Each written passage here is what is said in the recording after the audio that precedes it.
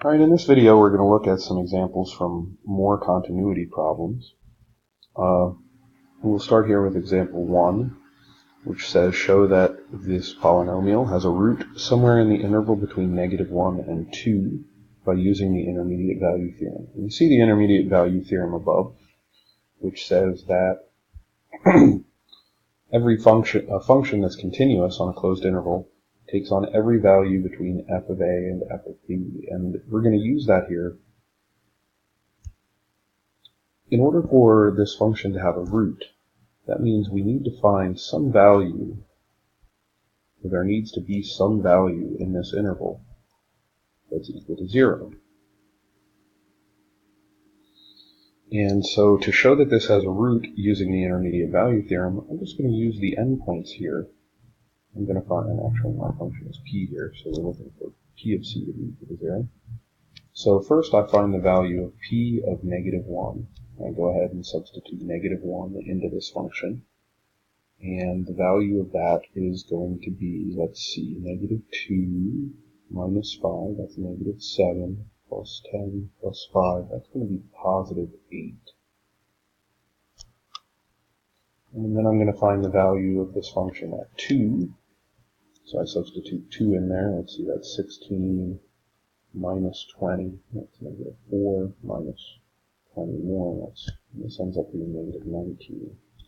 Now, the intermediate value theorem tells us that every single y value between 8 and -19 has to be passed through in this interval, since this is a cubic polynomial, and all polynomials are continuous. We know this is a continuous function, and therefore there has to be some value in between -1. So all values between -19 and 8 must occur in this interval.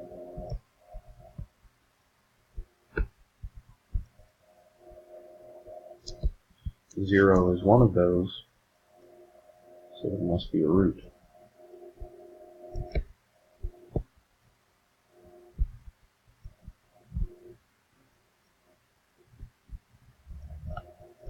We're done with example 1.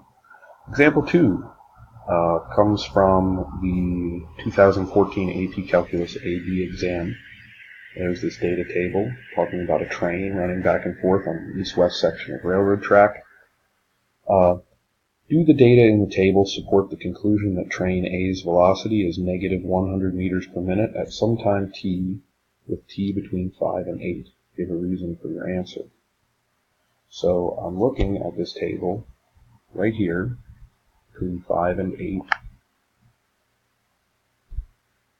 Now, we're told that the function is a differentiable function, and we haven't talked about what a differentiable function is yet. But one of the implications of a function being differentiable is that it is also continuous. So we know that this velocity function is continuous.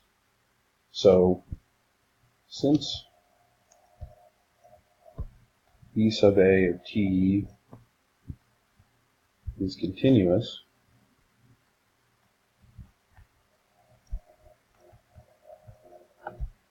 the intermediate value theorem, which I'll abbreviate I v t here, guarantees that all velocities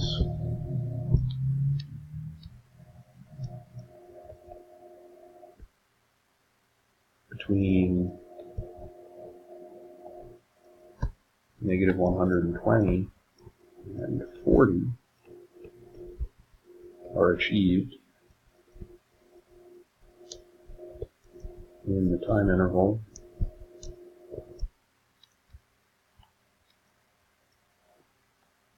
to 8. -100 is between -120 and 40. So the train must achieve this velocity sometime in that time interval. achieve that velocity sometime in this one.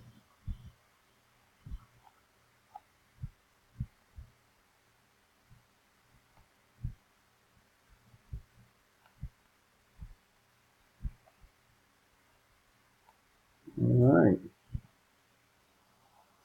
And our last example here, example 3. This is another one from the AP Calculus exam. It's from 2012. Function f is defined by f of x equals square root of 25 minus x squared for negative 5 to 5. Let g be the function defined by g of x equals f of x for negative 5 to negative 3 and x plus 7 everywhere else in that interval. Is g of x continuous at x equals negative 3? Use the definition of continuity to explain your answer. Okay, so we need the limit as x approaches 3 of the function to be equal to, as x approaches negative 3, to be equal to f of negative 3. F of negative 3 equals square root of 25 minus negative 3 squared, which is equal to 4. Then we need the limit as x approaches negative 3 from the left of the function, and the limit as x approaches negative 3 from the right of the function to be the same. That's equal to, again, square root of 25 minus negative 3 squared, which equals 4. And this is equal to negative 3 plus 4, or plus 7, which is equal to 4. So, yes,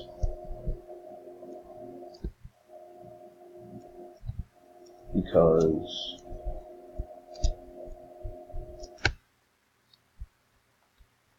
I'm just going to make a statement here that the limit of x approaches negative 3 equals 4. Yes, because the limit as x approaches negative 3 of the function equals f of negative 3. Alright, and there's my answer to that question. That's the end of the examples from this more continuity lesson. See you next time.